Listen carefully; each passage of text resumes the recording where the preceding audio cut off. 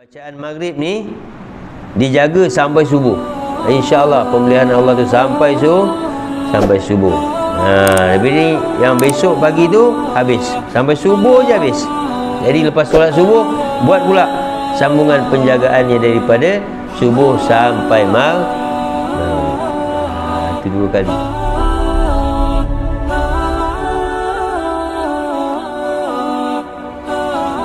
Dan usahakan untuk meletakkan diri di setiap ketika, setiap masa dalam rahmat Allah Subhanahu wa taala.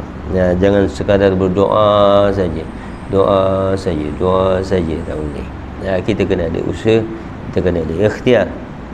Barulah bila yang berlaku tu, barulah kita redha. Terimalah qada dan qadar Allah Subhanahu wa taala. Sebab sesaat pun kita tak boleh lepas daripada qada dan qadar Allah Subhanahu wa taala. Yang penting tiap-tiap hari jangan kita lupa untuk mencari jalan supaya dapat dipelihara oleh Allah. Ayah dan bunda sekalian, mak ayah sekalian yang saya kasih kerana Allah, sehari semalam sebaiknya jangan kita kurang daripada 6 kali membaca ayatul kursi. Sehari semalam jangan kurang daripada itu. Kalau lebih itu lebih baik.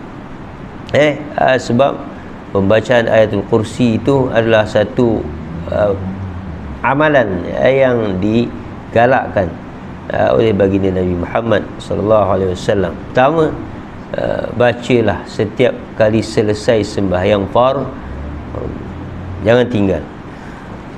Tidak ada perkara yang boleh menyekat seseorang itu untuk masuk syurga Allah Subhanahu wa taala melainkan dia mati. Dia mati masuk syurga terus. Apa dia? Baca amal bacaan ayatul kursi setiap kali selesai sembahyang fardu. Selesai sembahyang fardu jangan tinggal. Janganlah sembahyang seorang pun jangan tinggal juga. Jangan tinggal. Baca ayatul kursi lepas sembahyang. Tiap kali lepas sembahyang ayatul kursi jangan tinggal. Siapa kata tidak ada wirid, siapa kata tidak ada zikir lepas sembahyang, salah lah tu. Nabi galakkan kita baca. Baik, baca selepas sembahyang fardu. Dan satu lagi, baca mana? Baca waktu sebelum tidur. Sebelum tidur baca. Masukkan dengan bacaan-bacaan yang lain yang kita baca. Ayatul kursi jangan tinggal. Ia mendapatkan pemeliharaan Allah Subhanahu wa taala. Yang paling penting sekali, lepas sembahyang fardu subuh dengan fardu maghrib, dalam keadaan kedudukan kita tawarruk, duduk tahiyat akhir tu, duduk tahiyat akhir tu jangan ubah posisi ke kanan ataupun ke kiri. Tetap dalam keadaan duduk tahiyat akhir.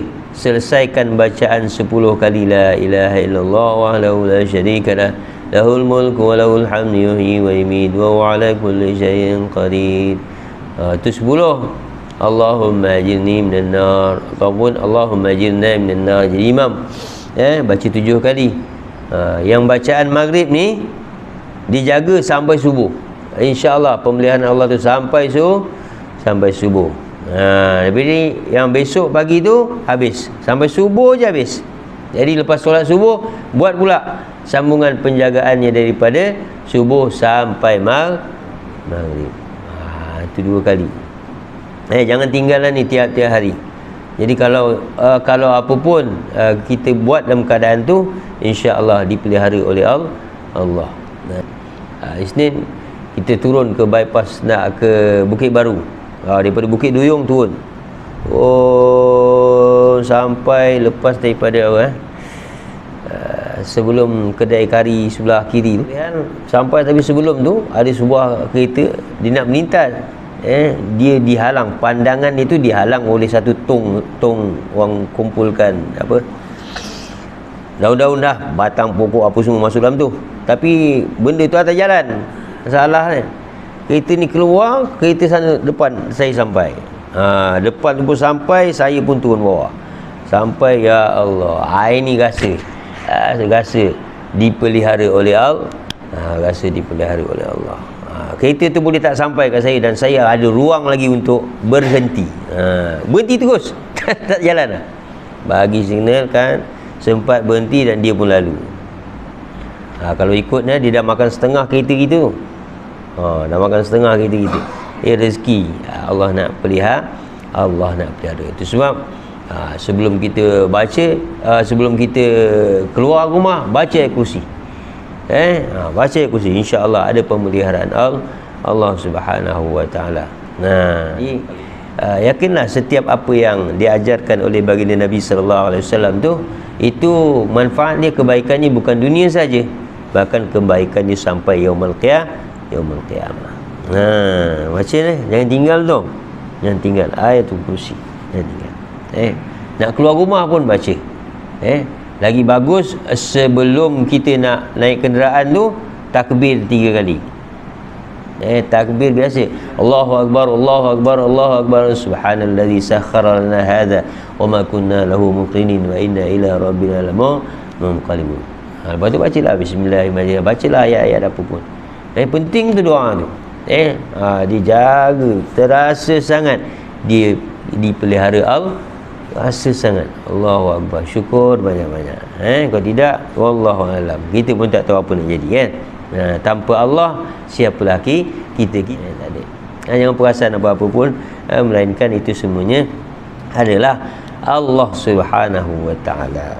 Rasa sungguh-sungguh, itu bukan kita punya. Allah yang gerakkan semuanya. Allah izinkan mata kita tengok, Allah izinkan kita perasan, kita tak buat apa-apa, memang kita beri tumpuan, itu semua kerja ni. Allahu akbar.